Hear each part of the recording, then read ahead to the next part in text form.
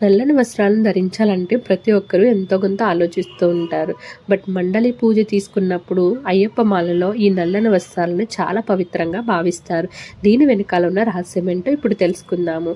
అయ్యప్ప స్వామి శనీశ్వరుణ్ణి అడుగుతారట, నా భక్తుల్ని మీరు కృపగా చూడాలని, నా భక్తులకి ఎలాంటి ఆటంకం లేకుండా మీ దయ ఉండాలని శనీశ్వరుని అడగ్గా శనీశ్వరుడు స్వామి మీ భక్తులకి ఎప్పుడూ అండగా ఉంటాను, వారికి రక్ష కలిగిస్తాను అని చెప్పడంతో శనీశ్వరుడి స్వామికి ఎంతో ప్రీతికరమైన నల్లని వస్త్రాలను ధరించే నా భక్తులు నా దగ్గరికి వస్తారు దీక్ష తీసుకుని అని చెప్పడం జరిగింది.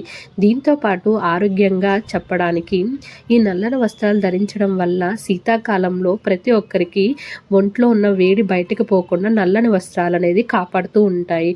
ఎందుకంటే స్వాములు తెల్లవారుజాము లేచి చల్లనీళ్ళు స్నానం చేసి పూజ చేస్తూ ఉంటారు కదా, వారి శారీరకంగా వేడిని బయటకు పోకుండా నల్లని వస్త్రాలు కాపాడు